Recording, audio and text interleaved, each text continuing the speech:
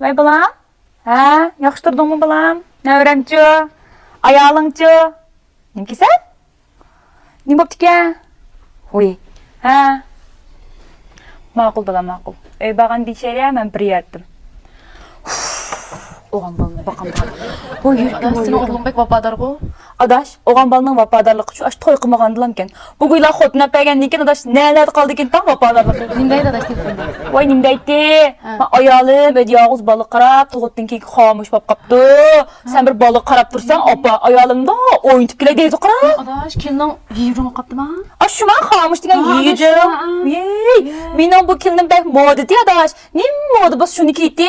Ma yenidən qəzəl çıxdı, eytama cinim çıxdı, ma kesel moda oldu, bolu babdı da. Adaş bu adağın kesel emez. Doktor şunda diagnoz qayğan boz diqqət qılınlar cuma. Adaş mən bu tordan çıx görgən bu bilmə bu keselni. Bu ilə orun iş xoşaxmaydı qalla. İnci marıq ta nazıqlar bir yığılan qulaşdıq. Mən yiyəcəm də bolu aldı kan o. Hey, oqalan ziyalıyda gəqlə adaş. Bu çoqara tuqqandan keyin ayollar yengəndən keyin bədəndəki bir hormon şiddətlə düşüb gedir gəqara. Çünki getgan keyin keyfiyyatı igisbəs oldu ki. Muşta ahval ərlər yüz ber qalsa bu aldı ki cuma da sal qaraydigan iş emas bu. Biz tuqqan yo'qmi ekan to'q shu hormon degan narsa. Men o'zim yolg'iz baqqan ballalarimni bir dodi adam beqish bermagan. Adaş endi o zaman bilan bu zamanni selishtirib olsang bo'lmaydi o qara adaş endi.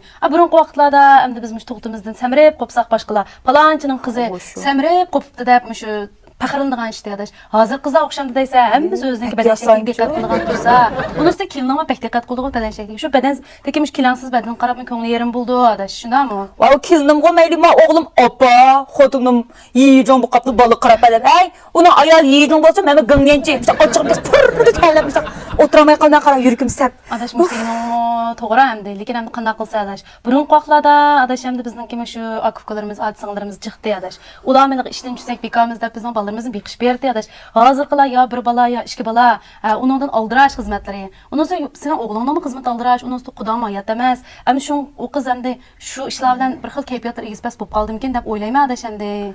Nevramga bir ta'sir qiladimi bu kasal adaş? Qildi, nim deb qilmaydi. Endi bir oila deganda ona qo'shal bo'lsa, bola qo'shal bo'ldi, oila qo'shal bo'ldi deydigan gap bor. Burunqi zaman o'tdi, bu degan buvoq bizning kayfiyatimizni bilamdi deydigan ishlar qoldi adaş bizning zamonimizda.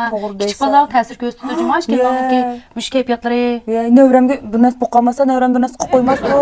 Endi kayfiyat igispas bo'lsa, uni birim degan olmaydi. Uni ustiga buni oqibatini tushunamsa adaş, bu ig'irlab vaqtlar kontrol qilmasa, mana bilan oxirlashidi adaş, shuning uchun sal qarmanglar bunga. Misol o'g'lim degandek berib balısıq bize beqish berib aqızanmay davalab oңuş olsaq bulğa oxşamam. Hoşta qıladaş, qaçanlı qaçıyan gelib, usunub bunu buntulab oturub. Oy adaş, anı bommaq nimdat təs, yaş vaxtında bu guylarını beqib, abballarının qoğmuşluğunun dərdini tassan, xeyriğanı xotuna berib, xotunlarının xamışlığının dərdini tassan. Bək təskəcim, bək təskən olmaq. Adaş, həmmə adam qalsan eməz, qanda qılmaz.